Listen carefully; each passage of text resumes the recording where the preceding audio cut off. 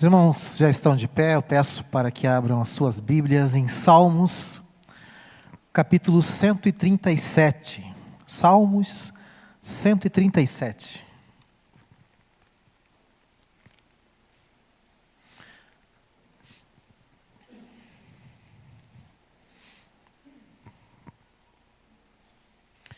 Diz assim a palavra do Senhor: às margens dos rios da Babilônia, nós nos assentamos e chorávamos, lembrando-nos de Sião. Nos salgueiros que lá havia, pendurávamos as nossas harpas, pois aqueles que nos levaram cativos nos pediam canções, e os nossos opressores, que fôssemos alegres, dizendo: entoai-nos algum dos cânticos de Sião. Como, porém, haveríamos de entoar o canto do Senhor em terra estranha? Se eu de ti me esquecer, ó Jerusalém, que se resseque a minha mão direita, apegue-se a língua ao meu paladar, se não me lembrar de ti, se não preferir eu, Jerusalém, a minha maior alegria. Contra os filhos de Edom, lembra-te, Senhor, do dia de Jerusalém, pois diziam: arrasai-a, arrasai até os fundamentos. Filha da Babilônia, que hás de ser destruída, feliz aquele que te der o pago do mal que nos fizeste. Feliz aquele que pegar teus filhos e esmagá-lo contra a pedra. Amém, queridos? Podeis assentar. Um texto a princípio meio pesado, não? A irmã abriu o culto dessa noite lendo uns salmos. E estes salmos nos falava das pessoas que semeiam chorando e colhem com júbilos. O tema dessa noite, da mensagem dessa noite, é o lamento de Israel. Queridos, o ano era 605 a.C. O exército babilônico avançou contra Judá, contra a cidade de Jerusalém, levando cativos muitos dos judeus. O rei da Babilônia, chamado Nabucodonosor, um homem cruel, ele instituiu Zedequias como rei em Jerusalém. Mas este rei, Zedequias, fez o que era mal aos olhos do Senhor. E contrariando as ordens do Senhor, ele se rebelou contra o império babilônico, o que levou ao que ficou conhecido como o momento chamado da calamidade do povo de Israel. No ano de 586 a.C., este terrível rei, Nabucodonosor, ele cercou a cidade de Jerusalém e a manteve cercada, sitiada, por um pouco mais de um ano, numa estratégia que ele bolou ali. Eu vou cercar a cidade de Jerusalém e não permitir que eles saiam ou que entrem. Logicamente, num período de mais de um ano, todo o alimento estocado, tudo aquilo que os judeus, atrás das suas fortes muralhas, pensavam que haveriam de resistir, estes alimentos foram acabando. E uma grande miséria tomou conta do povo hebreu.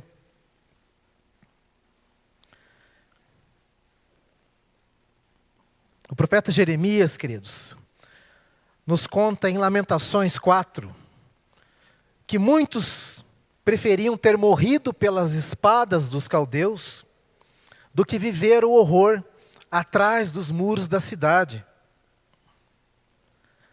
A Bíblia chega a dizer que a tamanha fome se abateu sobre o povo judeu, os soldados não tinham mais nem força para erguer as espadas, e as mães acabavam devorando o próprio corpo dos filhos.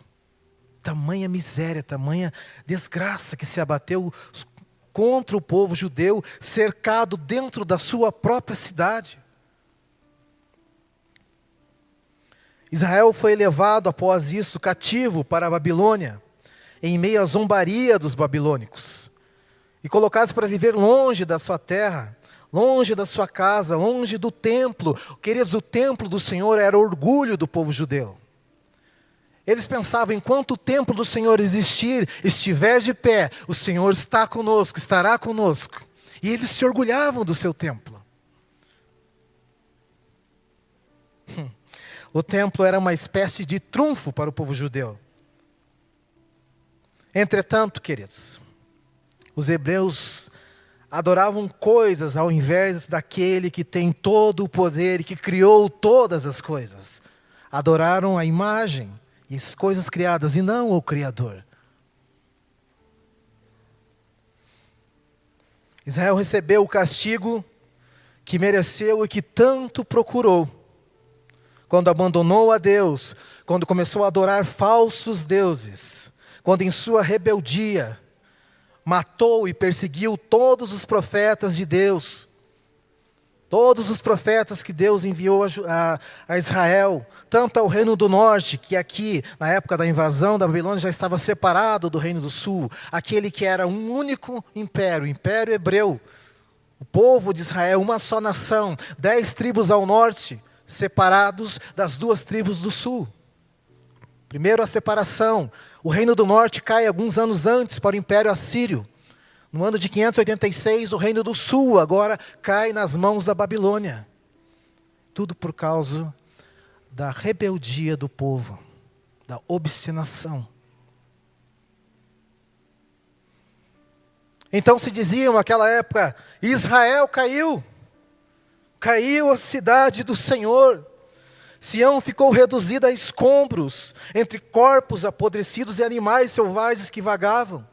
Apenas as pessoas mais pobres do povo hebreu ficou ali na cidade, entre aqueles escombros dos muros do templo, o templo do Senhor saqueado, roubado.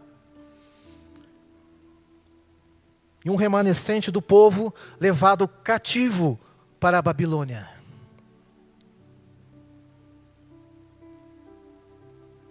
A cidade do grande rei Davi, a cidade do sábio rei Salomão, agora jaz em ruínas e escombros. Foi-se a glória de Israel. Foi-se a glória. Agora o cenário, queridos, em que foi composto este salmo, Salmo 137, é um cenário de desolação.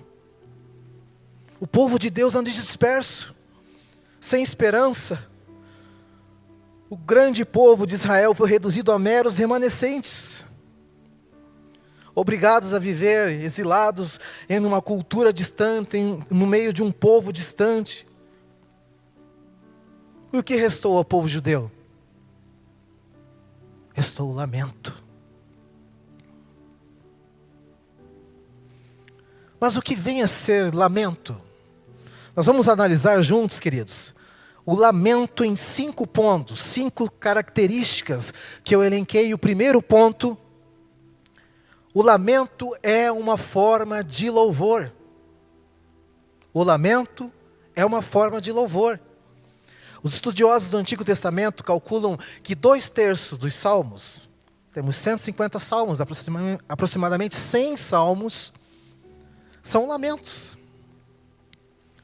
No entanto, o título da compilação desses livros, os salmos foram compostos em 5 livros, 5 tomos. E o título deste grande livro,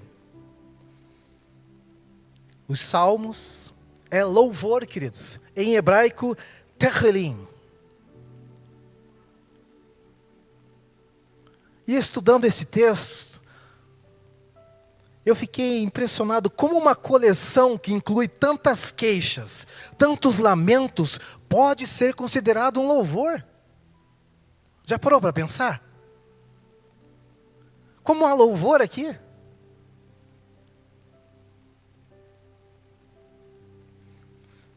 Queridos, é melhor então definirmos os termos. No uso comum, no dia a dia, as palavras lamento e queixa, elas são sinônimos, não é? Nós dizemos, fulano está se lamentando, está se queixando. Nós temos as palavras como tendo o mesmo significado.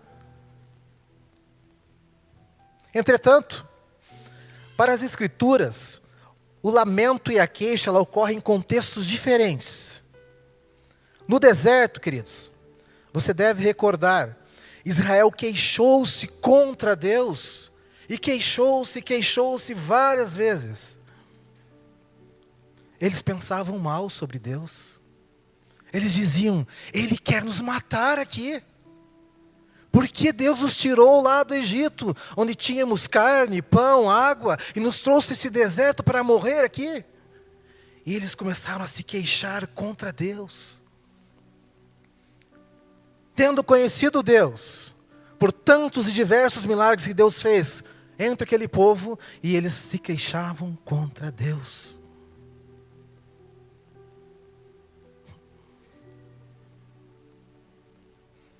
As pessoas, queridos, que foram salvas dramaticamente, você conhece toda a história, no Egito, salvas andando em pleno Mar Vermelho, pisando em terra seca.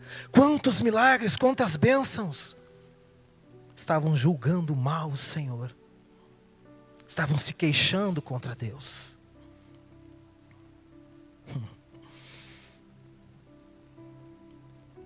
Elas estavam pintando o seu Salvador como um vilão, um sádico.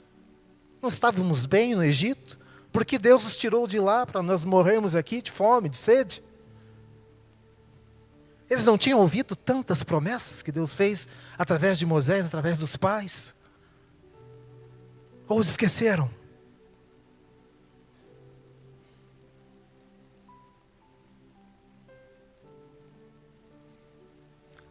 As queixas, na verdade, queridos, eram uma forma de julgar a Deus. Eles estavam testando Deus. Mas nos Salmos, Israel pede a Deus que responda de acordo com o seu poder infalível, de acordo com a sua misericórdia abundante, com o seu eterno amor.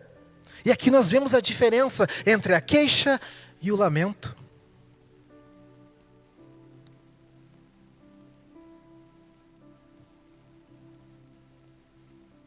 Ao notarmos essa diferença, queridos, de Israel no deserto, se queixando contra Deus, e Israel nos Salmos, lamentando a Deus, aí está a diferença. Israel do deserto se queixa contra Deus. Israel nos Salmos se lamenta a Deus. Nós notamos essa diferença, queridos. E podemos dizer então, nessa diferença, que uma queixa é uma acusação contra Deus, que prejudica o caráter de Deus, que é santo, que é puro, que é reto, que é justo, que é misericordioso, que é bondoso. Mas o lamento, queridos, é um apelo a Deus baseado na confiança no seu caráter. E por isso que o lamento é uma forma de louvor. No nosso termo jurídico, você pode ver que existe a queixa-crime, correto? Mas não existe o lamento-crime. Então, quando você se queixa contra alguém. Você está acusando alguém de algo. Mas o lamento bíblico, visto nos Salmos, é um lamento a Deus, baseado na confiança de que Deus ouve a oração e que Ele responde. Por isso é uma forma de louvor. Segundo ponto, o lamento prova o relacionamento. Israel trouxe o seu sofrimento a Deus nos Salmos, com base na aliança que Deus tinha com eles, queridos.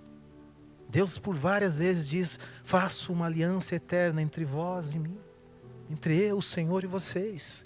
Quantas alianças? Aliança com Davi, aliança abrâmica. Essas orações, queridos, não são uma forma vã de convencer uma divindade a ouvir, a reparar neles. Você se lembra os profetas de Baal? Eles se rasgavam, se mutilavam e diziam: Baal, ouve-nos, ouve-nos, tentando chamar a atenção do falso Deus. E então Elias brinca: olha, quem sabe ele esteja viajando, ele não está podendo ouvir, ele não está por aí, né? Quando você lamenta a Deus, queridos, você lamenta com base na confiança de quem Deus é, de quem Deus é poderoso. Ele pode ouvir a tua oração, Ele tem poder para fazer muito mais do que aquilo que pedimos, né, e pensamos.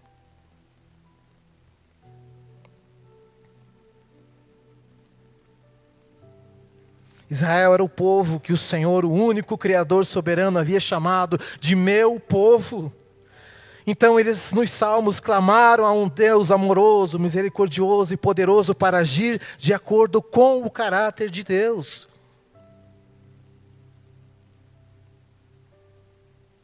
Por isso você lê, queridos, em Jeremias 31:3, para mim um dos textos mais lindos das Escrituras e do Antigo Testamento. Ele diz: de longe se me deixou ver o Senhor dizendo, com amor eterno eu te amei, e com benignidade eu te atraí.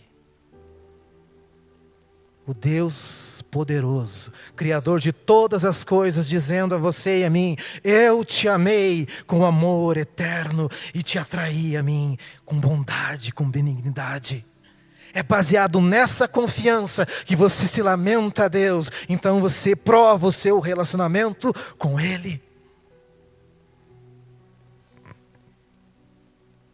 É baseado nessa confiança, queridos, que se dizia em Israel, e se diz até hoje em Israel, em hebraico, Yahvé, Elohim Israel.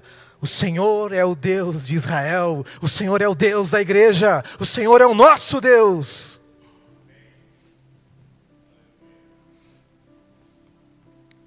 O contrário disso, queridos, é tragicamente descrito pelo Dr. Russell Moore, um teólogo, pastor batista do sul dos Estados Unidos, em seu livro Adotado para a Vida. Moore descreve a visita que ele fez a um orfanato na Rússia, num processo de adoção. E ele chega naquele orfanato e quando ele se desloca ao local onde tinha o berçário, o silêncio daquelas crianças o assustam. Imagine você chegar a um berçário para adoção e você não ouvir nenhuma criança chorando. Criancinhas choram. Então ele fica chocado com aquilo e ele pergunta a alguém que trabalhava ali: por que essas crianças não choram? E a pessoa diz: elas estão acostumadas, elas não choram mais, não há quem se importe. Imagine você recorrer a alguém que não se importa com o seu choro, que não se importa com o seu lamento. Mas nós temos um Deus que se importa. É um Deus que se importa com você. É um Deus que se importa com a tua dor. É um Deus que se importa com os teus problemas. É um Deus que vê as tuas dificuldades. É um Deus que caminha contigo. É um Deus que espera que você lamente a Ele. Não que se queixe contra Ele, mas que o busque, crendo que Ele é poderoso para fazer.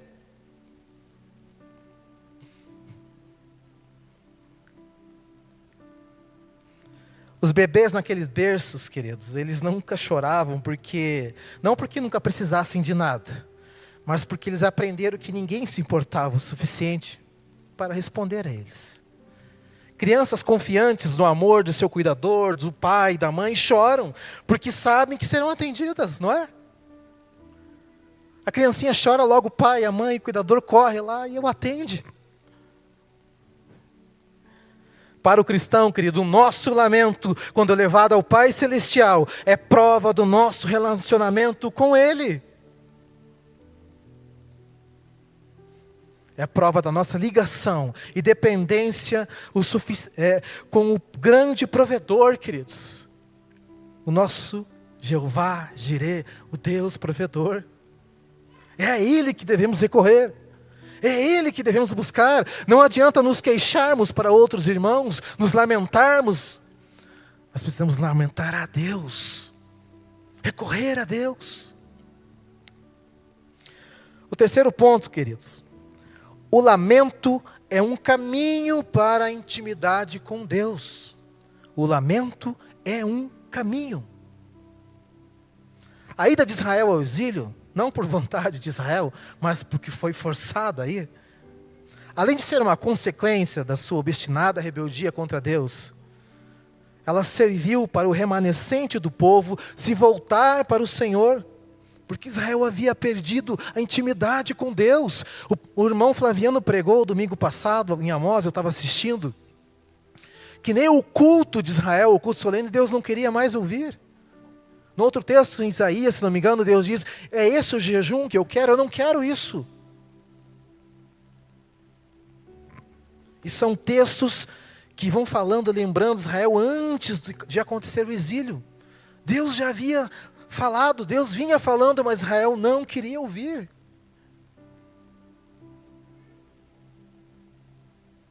Em Oséias, Deus afirma que o povo deveria se preparar para se encontrar com Ele. Oséias 4:2, prepara-te, Israel, para te encontrares com o Senhor. Obviamente Israel não estava preparado. Será que nós hoje estamos preparados para encontrar com o Senhor? Se Jesus viesse hoje, agora. Israel perdeu a intimidade com Deus. E precisava voltar, queridos. Israel, antes do exílio, se tornou amargo, frio, perdeu a reverência. Passou a adorar Mamon e as riquezas, e a adorar outros deuses, Baal. Até mesmo sacerdotes e levitas se deixaram tomar pela impureza moral. Israel precisava voltar à intimidade com Deus. Muitas vezes, queridos, coisas acontecem em nossas vidas. Situações vêm, problemas vêm, batalhas que se levantam, porque nós estamos deixando a intimidade com Deus de lado.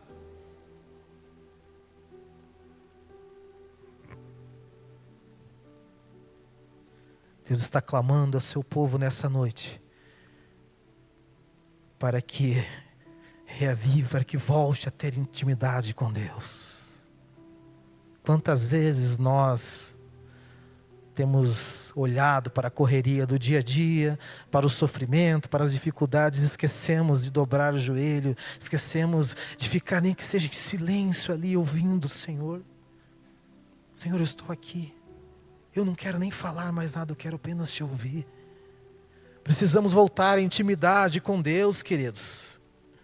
Deus espera isso de nós. Olha o que aconteceu a Israel, quando ele parou de ouvir a voz do Senhor e perdeu a intimidade com Deus. Precisou ouvir todo aquele problema, toda aquela desgraça que sobreveio sobre o povo, para que Israel voltasse a ter intimidade com Deus. Aqui no Salmo 137, queridos, ao colocar toda a sua emoção e toda a experiência que estava vivendo diante do Senhor, o Deus da aliança, o salmista estava reforçando uma ligação de intimidade com Deus. Estava afirmando o vínculo. Ao abrir o seu coração a Deus, o povo de Israel renovou a sua esperança naquele que tem todo o poder para salvar, para curar, para perdoar. E muitos tiveram a sua intimidade com Deus restaurada. Queridos, os salmos, essa lista de canções e louvores, ela foi organizada na Torá, a Bíblia hebraica. Como eu disse, em 5 livros, 5 tomos. Nós temos salmos de Moisés, salmos de Davi, salmos de Salomão, salmos de Asaf, salmos dos filhos de Coré e alguns salmos anônimos, como este. Nós não sabemos quem é o autor. Mas no começo do texto você já vê: às margens dos rios da Babilônia, nós estávamos assentados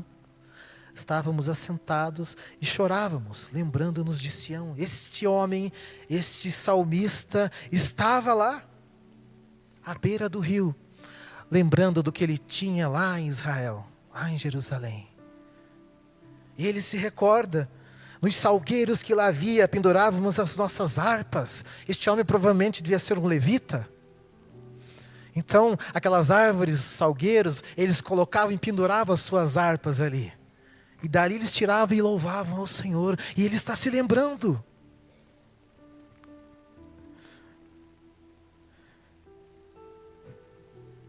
Sim.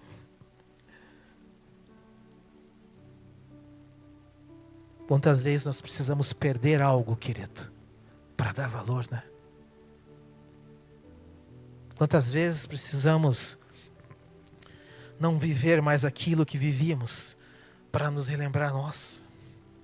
Como era essa época em que eu servia a Deus na igreja, a época em que eu cantava com tanta alegria, que eu participava do coral, que eu ia para o louvor, que eu estava lá junto. Como era bom, e agora estou aqui, não estou mais fazendo isso.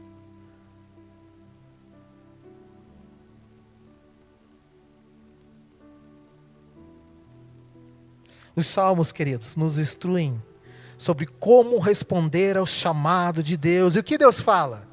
Ele nos chama a um relacionamento. E o lamento é uma das formas de respondermos esse chamado.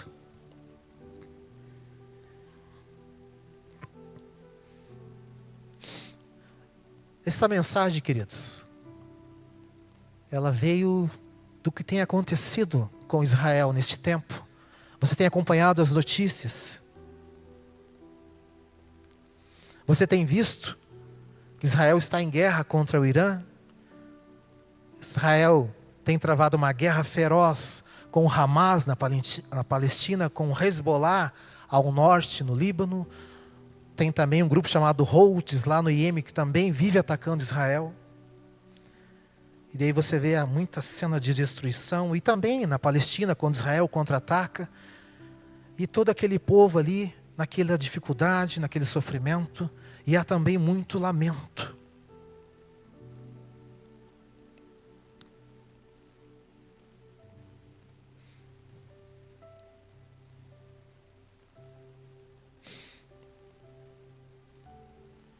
Que nós não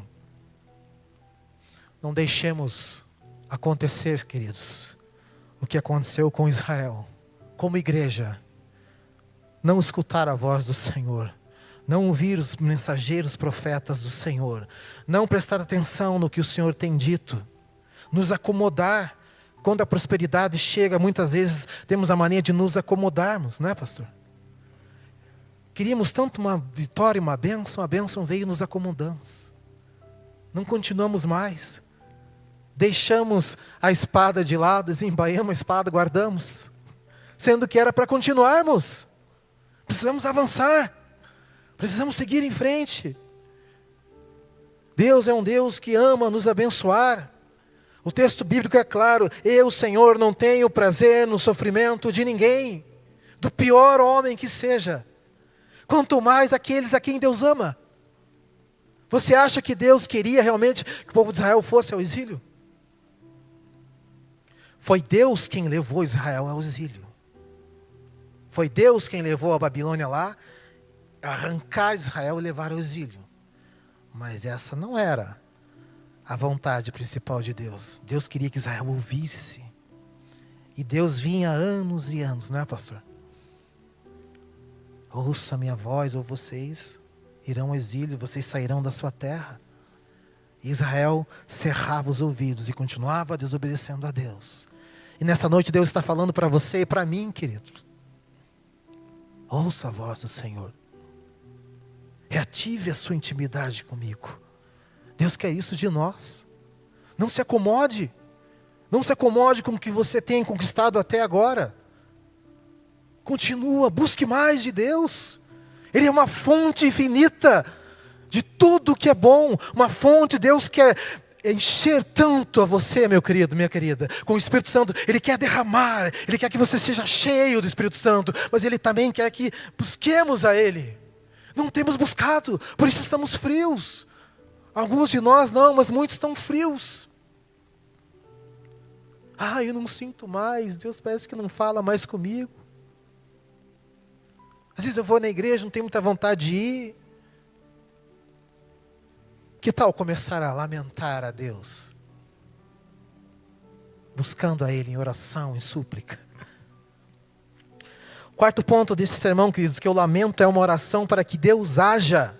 O lamento na Bíblia não é um simples canal por onde expressamos a nossa frustração. Não é orar a Deus: Senhor, o Senhor não tem me atendido. O Senhor está fazendo que o Senhor não me ouve, estou meio frustrado. Não é isso, querido. Embora o lamento seja um canal de comunicação com Deus, o lamento é uma forma de oração, e oração não é passiva. Eu explico. Oramos a Deus para que aconteça uma ação, não é? Muitos dos lamentos nos salmos são apelos à ação de Deus, à ação divina. Eles rogam a Deus que lhes preste atenção, que atue em seu favor. É uma oração imprecatória, queridos. Ninguém ora assim: Senhor, eu tenho um irmão que eu gostaria que fosse salvo, mas sabe como é, né, Deus? Se o Senhor não quiser salvá-lo, é assim que você ora, querido? Senhor, salva o meu irmão, meu filho, a minha mãe, salva o meu pai. Não é assim que oramos? Para que Deus tome uma ação, confiando que Ele tem poder para fazer isso.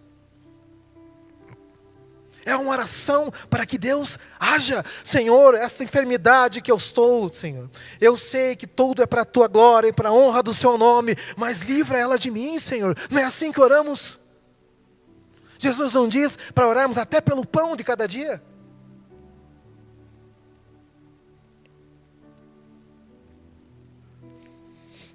O lamento também, então, é uma oração imprecatória. O que é uma oração imprecatória? Ela pede a Deus, queridos, ao Criador, que se volte aos inimigos, confiando na justiça de Deus, que é perfeita. Porque Deus diz assim: minha é vingança, eu retribuirei. Todo aquele que toca no Filho de Deus, a vingança é com Deus.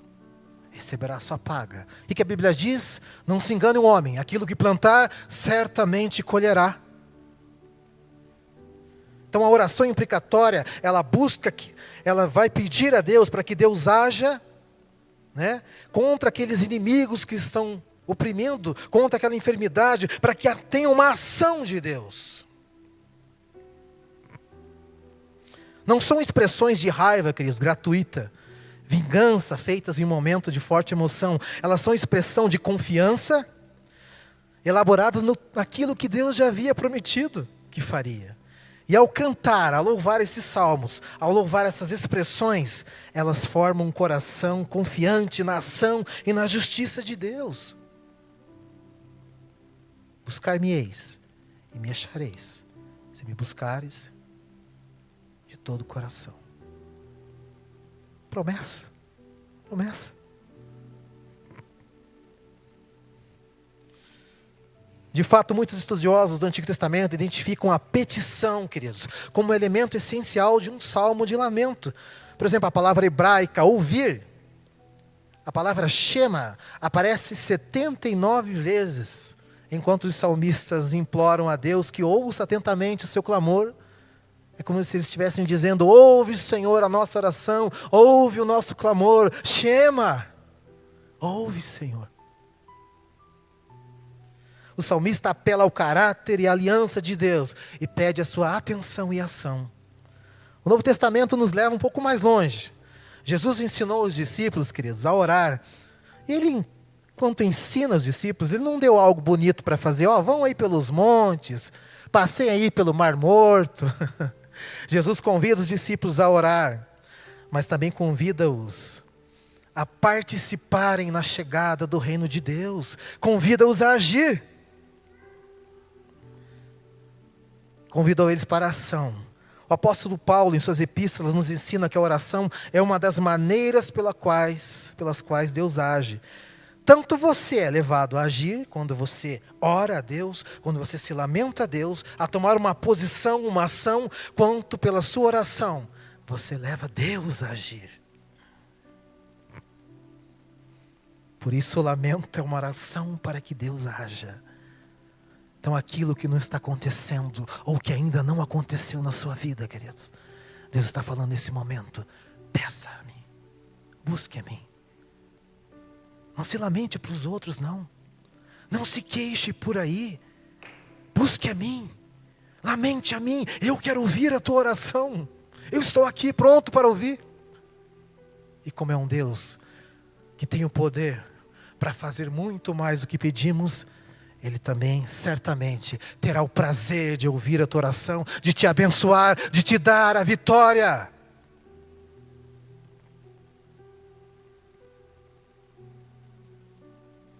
O quinto e último ponto dessa mensagem, queridos: o lamento é uma participação na dor dos outros. O lamento é uma participação na dor dos outros.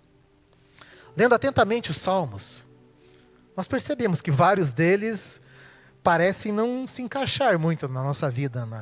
Vou fazer um devocional diário e vou ver: Senhor, como tem crescido o número dos meus inimigos. Eles se levantam contra mim, querem matar-me. Um devocional desse é difícil encaixar na nossa vida hoje, né? E uma das coisas que eu aprendi, queridos, é orar os salmos. Quer aprender a orar? Abra sua Bíblia e comece a orar com o salmista. Ora os salmos. E talvez um sermão deste de Davi não se encaixe para o seu dia a dia. Talvez você seja uma pessoa tranquila, tem um trabalho tranquilo, ninguém anda tentando tirar a sua vida, tentando te matar, os seus inimigos não se multiplicam todos os dias. Mas pensa comigo, queridos. E os irmãos, os cristãos lá no Oriente Médio, na África, na Ásia?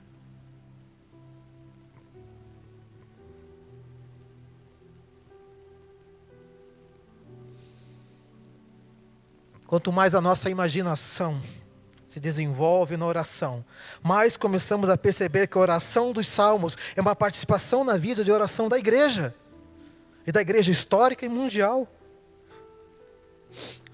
Por acaso a Escritura não diz: orem uns pelos outros sem cessar? O lamento é uma participação na dor dos outros, no sofrimento dos outros. O lamento não é apenas para os que sofrem, queridos, mas eu não estou sofrendo. Não estou sendo atribulado, porque eu vou me lamentar a Deus.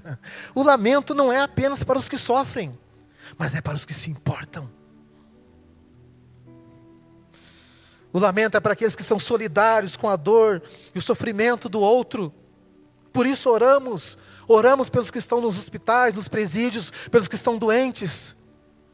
Oramos pelos que estão passando problemas de vícios, porque nós entendemos a dor do outro.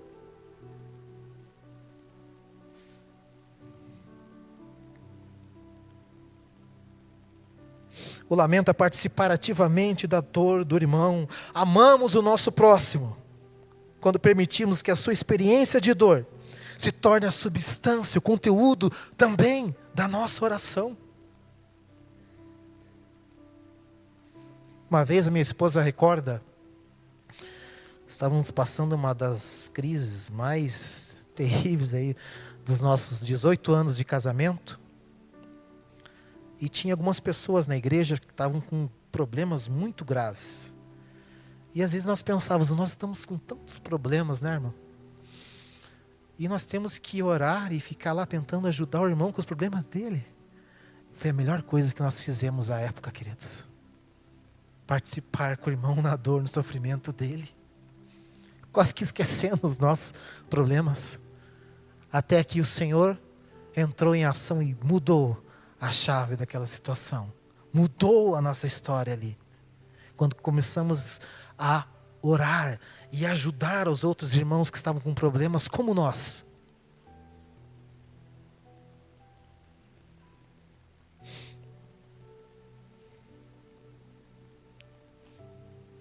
Jesus Cristo fez isso por nós, queridos.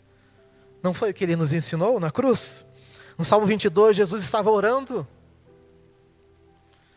Ao morrer a morte vil e vergonhosa na cruz do Calvário, Jesus orou em solidariedade com os que sofrem conosco. A sua morte na cruz foi uma oração de solidariedade, como dizem alguns estudiosos. Por quê? Porque Ele levou sobre si as nossas dores e as nossas enfermidades. Ele participou conosco de cada uma delas, queridos. Todas as orações de lamentos que oferecemos são mais um amém.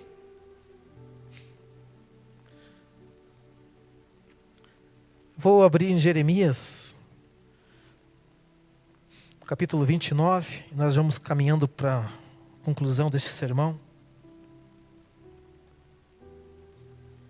Jeremias, capítulo 29.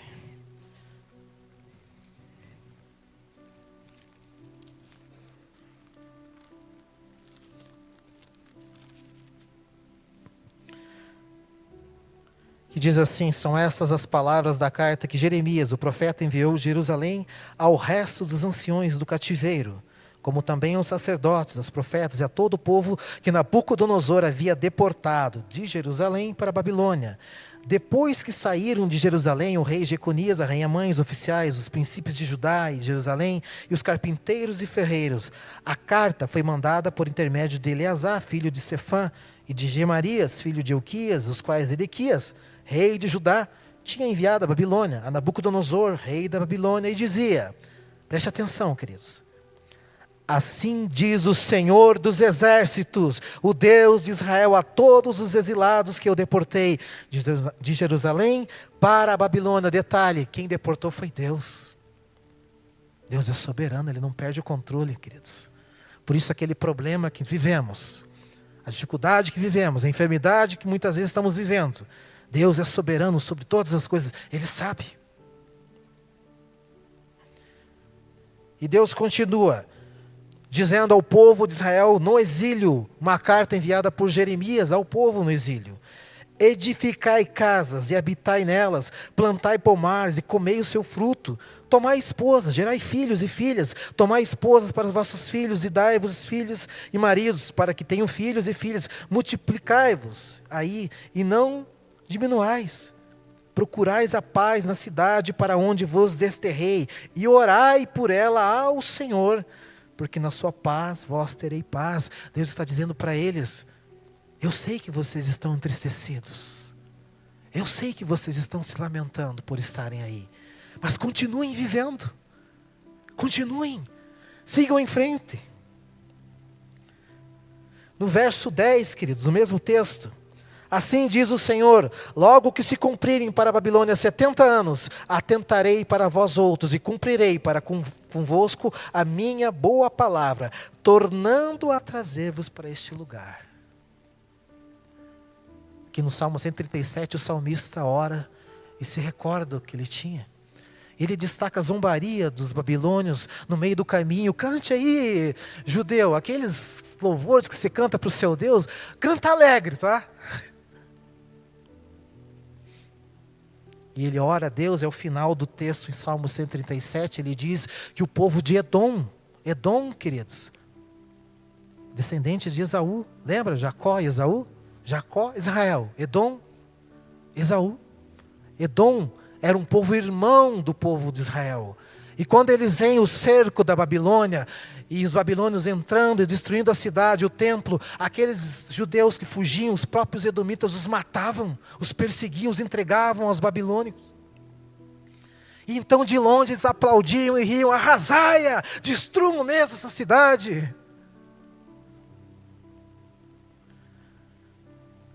Então o salmista pede uma oração imprecatória para Deus.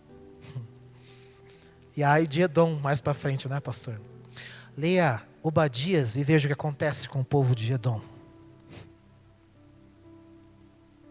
O que acontece com a Babilônia ao final do Salmo 137? Vem o povo persa e atropela a Babilônia. Toma deles o seu império, a sua própria cidade.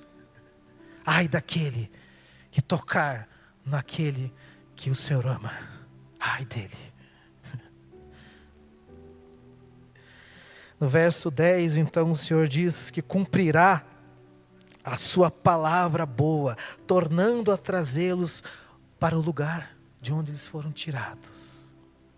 Aqui é Deus dizendo: eu ouvi a oração de vocês, eu ouvi a sua súplica, eu tenho ouvido o seu clamor, e agora Ele está respondendo. Aleluia. No verso 11, eu é que sei que pensamentos tenho a vosso respeito, diz o Senhor. Pensamentos de paz e não de mal, para vos dar o fim que desejais. Por isso eu disse, não era o pensamento inicial de Deus que Israel fosse ao exílio. Mas isso serviu para restaurar a intimidade que Israel tinha perdido com Deus. E no verso 12 Deus diz: então me invocareis, passareis a orar a mim e eu vos ouvirei. Buscar-me-eis e me achareis quando buscardes de todo o vosso coração. Serei achado de vocês, diz o Senhor. Farei mudar a vossa sorte, congregar-vos-ei de todas as nações, de todos os lugares para onde vos lancei, diz o Senhor. Tornarei a trazer-vos ao lugar de onde vos mandei para o exílio. O mesmo texto que aparenta uma certa depressão, um texto, se você ler o texto, só ele, né? Ele acaba ali com o salmista pedindo para que Deus dê a paga ao povo de Edom, que estavam zombando da ruína de Israel, e a própria Babilônia.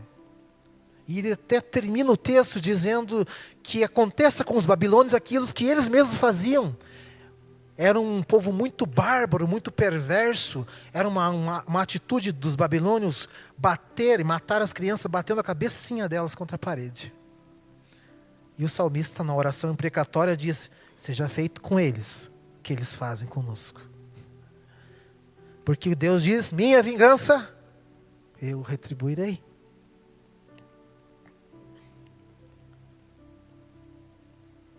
O lamento, queridos, não é a nossa oração final. É uma oração durante. A maioria dos salmos de lamento termina com um voto de louvor. Este Salmo 137 não há o voto.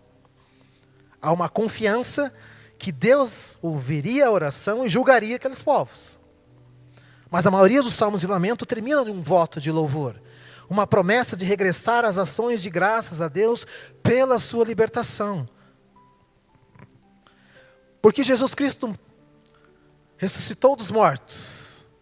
Sabemos que a tristeza não é o final da história. Aquele lamento a Deus, anos mais tarde, 70 anos depois, se transformou na alegria do regresso de Israel para a sua terra, com a ordem do rei Ciro para que fosse reconstruído, o templo do Senhor, a cidade, com a ordem para que eles voltassem. Então, queridos, o lamento não é uma oração final, é uma oração durante a nossa vida, até o último dia. Neste momento a música parece que ela está num tom menor para nós, que vivemos, como a Escritura diz, atribulados de todos os lados. O próprio salmista diz, no Salmo 73, se não me engano, já amanheço com dores. E nós cristãos somos atribulados, temos dificuldades, não estamos numa redoma imune a essas coisas. Então parece que a música está tocando num tom mais, triste. Mas um dia, querido, a música será revolvida num acorde maior, de alegria, de felicidade, porque há promessas de um Deus que não pode mentir e que cumpre as suas promessas. Nós estaremos com Ele, para sempre com o Senhor. E todas as nossas orações, as nossas súplicas, todos os nossos choros, as nossas lágrimas, aquelas que Deus diz que guarda, cada uma delas em odres, pastor? Para Ele se lembrar, cada oração, cada choro, o Senhor está ouvindo, o Senhor tem cuidado de nós, o Senhor tem cuidado de mim e de ti, Ele quer te ouvir ainda mais, queridos. Ele quer te ouvir.